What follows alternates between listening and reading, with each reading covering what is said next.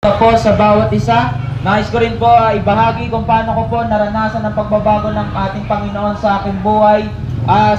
Pinapatotoo ko, kaibigan, na katulad po ng nauna nagpatotoo, ako po isang kabataan na pinanganak na po sa Kristiyanong pamilya. Kaysa madaling salita, namulat na po ako sa salita ng Diyos. Dinadala po ako ng aking magulang sa aming simbahan. Nakakapakinig po ng salita ng Diyos, natututunan kung paano manalangin, magbasa ng Biblia, maging isang mabuting kabataan, mabuting anak. Pero subalit kaibigan, na dumating po sa punto ng aking buhay, bilang isang kabataan na curious ako sa makamundong bagay, nakikita ko mga kaibigan ko na gumagawa sila ng mga kasalanan, masaya silang gumagawa ng kasalanan, pero ako nandoon sa church, nandoon sa bahay, hindi pwedeng lumabas.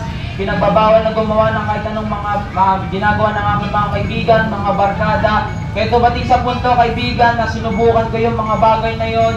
Sa murang edad, natuto po akong magyosi, manood ng malalaswang panoorin, at magmura patalikod sa aking mga magulang. Kaya kaibigan, dun sa punto na yun ng aking buhay, akala ko ayun ang susi para ako'y maging masaya. Pero subalit kaibigan, na dumating po sa punto ng aking buhay sa pandemya, alam po natin na magkaroon lamang po ng konting sakit, magkaroon ka ng lagnat, sipunin ka man, sabihin nila, COVID na yan, wala ka ng pag-asa, pag ikaw nagkasakit ng COVID, mamamatay ka na. Pero subalit kaibigan, salamat sa Panginoon, binigyan niya ako ng pagkakataon na ng isa pang chance para mabuhay. Sinabi po ng akin na napunta po kami sa isang clinic.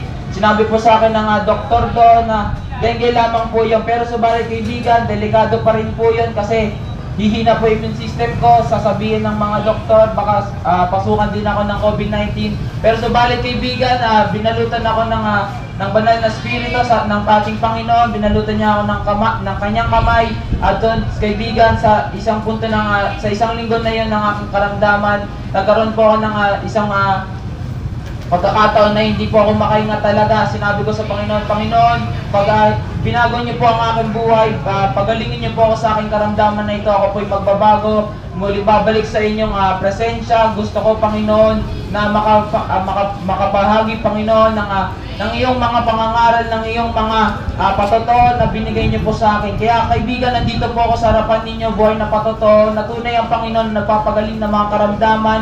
Kahit ano mang karamdaman niya, kaibigan, nakala mo hindi mapapagaling yan. Sa Panginoon yan, mapapagaling. Magtiwala ka lang sa Kanya at sa Diyos po ang kapurihan.